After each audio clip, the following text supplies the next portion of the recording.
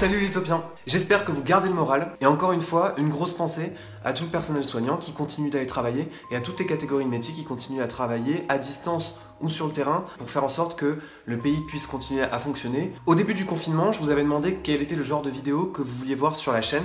Évidemment, on a beaucoup parlé de Disney+, mais beaucoup parmi vous m'ont demandé de parler de l'histoire des parcs Disney à travers ses fermetures. Au début, je savais pas si j'avais envie de parler de ce sujet ou pas parce que c'est un peu anxiogène, mais en fait pas tant que ça. C'est une façon assez étonnante de réviser l'histoire de la fin du XXe siècle et du début du XXIe siècle. La plupart du temps, c'est vrai que les parcs Disney ont fermé pour des événements assez graves, assez tristes, mais ils ont aussi fermé pour des événements plus joyeux que certains d'entre vous, à mon avis, ne connaissent pas. Et j'ai appris des choses en écrivant la vidéo, donc j'ai envie d'en reparler avec vous aujourd'hui. Il faut savoir qu'en ce moment, tous les parcs Disney dans le monde entier sont fermés. C'est la première fois que ça arrive. En réalité, il y a eu une époque où un parc Disney a été fermé, et donc du coup, il n'y avait plus aucun autre parc Disney ouvert, puisque Disneyland était le seul parc Disney au monde. Du coup, je sais pas si vous avez vu, il y a plein d'images qui fleurissent sur les réseaux sociaux, d'images de cadreurs qui filment depuis des hélicoptères les parcs d'attractions vides. Non seulement les parcs sont fermés, mais aussi les resorts, c'est-à-dire les hôtels. Et là où c'est encore plus impressionnant, évidemment, c'est la durée. C'est la première fois dans toute l'histoire de Disney que les parcs à thème sont fermés autant longtemps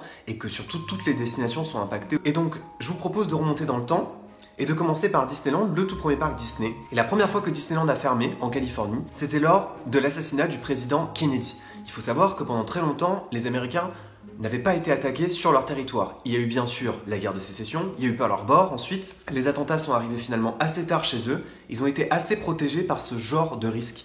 Ce qui fait que l'assassinat d'un président américain a été un facteur déterminant qui a poussé Walt Disney à fermer son parc, puisqu'à l'époque il était encore en vie. Et à ce moment-là, justement, lui, il était en Floride parce qu'il préparait l'ouverture de Walt Disney World. La seconde fois où Disneyland a fermé, et ça je ne le savais pas du tout, c'est pendant la période hippie.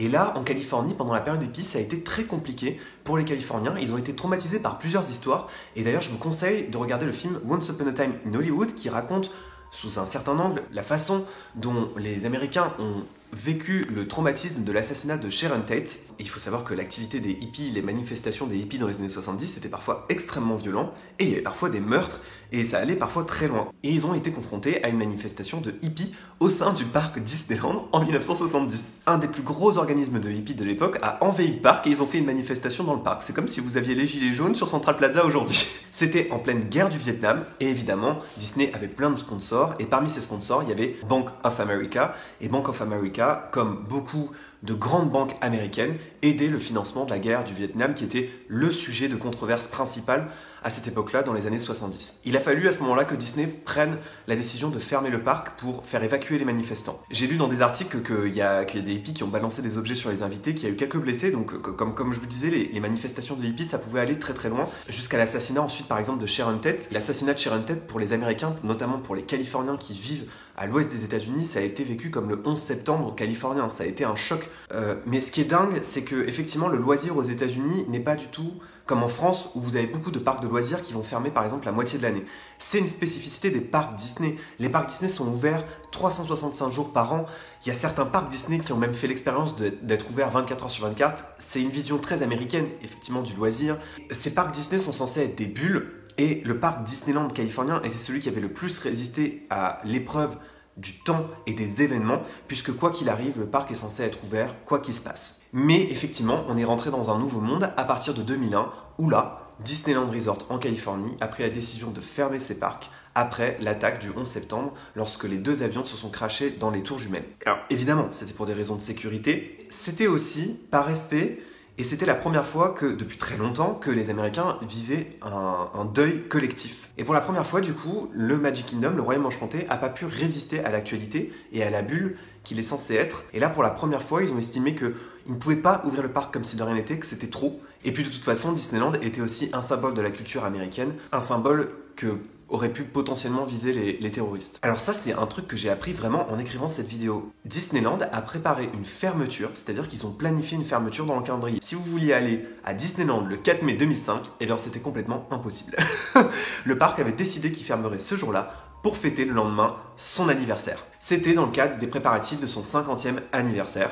Et donc pour préparer au mieux le parc et pour gérer l'afflux de visiteurs, ils avaient demandé une fermeture du parc. Et en fait, cette fermeture, ça a eu un tel retentissement, puisque c'était la première fois qu'un parc Disney fermait ses portes de cette façon-là, et ben ça a eu un tel retentissement médiatique que ça a attiré la curiosité des gens qui sont tout de suite revenus du coup le lendemain pour voir qu'est-ce que préparait Disneyland, et du coup c'était le 50e anniversaire. Et donc là, en ce moment, Disneyland Resort est fermé pour une durée indéterminée. Le gouverneur californien a été un des premiers à déterminer le confinement, ce qui n'est pas le cas encore dans tous les États américains. Il faut savoir qu'à l'heure actuelle, il y a encore des États américains qui ne sont pas confinés. C'est donc pour une durée indéterminée.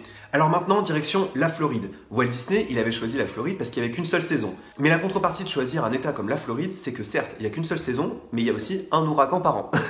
Du coup, ça a entraîné beaucoup de fermetures.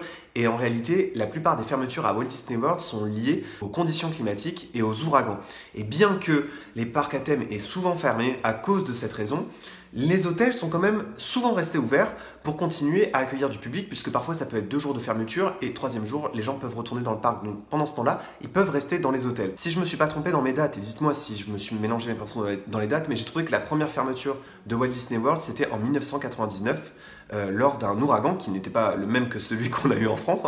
Il y en a eu du coup un aussi cette année-là en Floride. Donc là, il y a eu une première fermeture à ce moment-là. Ensuite, évidemment, le 11 septembre 2001, pour la même raison que Disneyland en Californie, à la fois pour des raisons de sécurité, mais aussi parce que Walt Disney World représente une cible potentielle. Mais comme je vous disais tout à l'heure, les hôtels en fait sont bien restés ouverts. Ce qui est une spécificité de Walt Disney World parce que c'est compliqué d'évacuer autant de monde tellement il y a d'hôtels. Les hôtels souvent ne ferment pas leurs portes tout de suite. Ce qui là n'a pas été le cas pendant le Covid-19 puisque les hôtels ont donc été évacués à partir du moment où les gens terminaient leur séjour. À partir du moment où leur séjour était terminé, ils devaient quitter les lieux, ils ne pouvaient plus réserver de séjour. Et donc aujourd'hui, les hôtels de Walt Disney World, pour la plupart d'entre eux, sont fermés. Donc en 2004, en 2005, il y a eu des ouragans qui là aussi ont entraîné la fermeture des parcs à thème et aussi parfois la fermeture de certains hôtels. En 2016, vous vous en souvenez, là aussi il y a eu la fermeture de Walt Disney World parce que c'était encore un ouragan. En 2017, il y a eu à nouveau un ouragan qui là a entraîné l'évacuation de un des complexes hôteliers.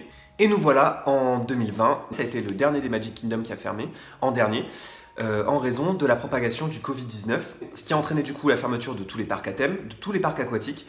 Les hôtels sont restés ouverts en attendant le départ des derniers visiteurs. Comme pour tous les complexes, c'est le record de fermeture, du temps de fermeture. Ensuite, direction Disneyland Paris, mais là, à mon avis, la plupart d'entre vous, vous connaissez les raisons des fermetures et les dates des fermetures à Disneyland Paris. Il y a eu bien entendu un jour de fermeture en 1999 lors de la tempête qui est passée en France. La plus longue fermeture avant le Covid-19, c'était au moment des attentats en France en 2015. C'était assez spécial parce que là, comme je vous disais tout à l'heure, comme c'est pas une pandémie, les cast members pouvaient se rendre sur le parc à ce moment-là. Et on avait vu fleurir sur Instagram et sur les réseaux sociaux beaucoup d'images du parc vide, ce qui aujourd'hui est plus difficile à trouver, à part pour les images qui ont été filmées depuis des hélicoptères.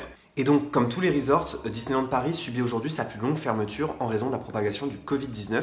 Étonnamment, je pensais qu'un des resorts qui avait le plus fermé dans l'histoire des parcs Disney, c'était Tokyo Disneyland. À la fois parce que c'était un parc qui avait ouvert depuis longtemps, et à la fois aussi parce qu'on sait tous que le Japon est un lieu de catastrophes naturelles assez régulières, auxquelles les habitants d'ailleurs sont très habitués, au point que leurs bâtiments soient conçus comme étant des bâtiments pouvant résister au séisme, ce qui est le cas d'une partie de Tokyo Disneyland. Et finalement, Tokyo Disneyland a assez peu fermé dans l'histoire. Moi, j'ai trouvé qu'une seule date de fermeture, c'était en 2011, lors du tremblement de terre et du tsunami. Il y a eu en fait quelques dommages techniques, des inondations. Ils ont simplement fermé par précaution parce qu'en réalité, le parc pouvait continuer à ouvrir et à accueillir des visiteurs. Ils ont simplement fait ça par précaution parce qu'ils avaient observé une inondation qui était sans doute liée au tsunami. Évidemment, le jour du tremblement de terre, il y avait des visiteurs qui étaient sur place. Ils ont recensé aucun blessé ni mort parmi les visiteurs qui étaient dans le resort.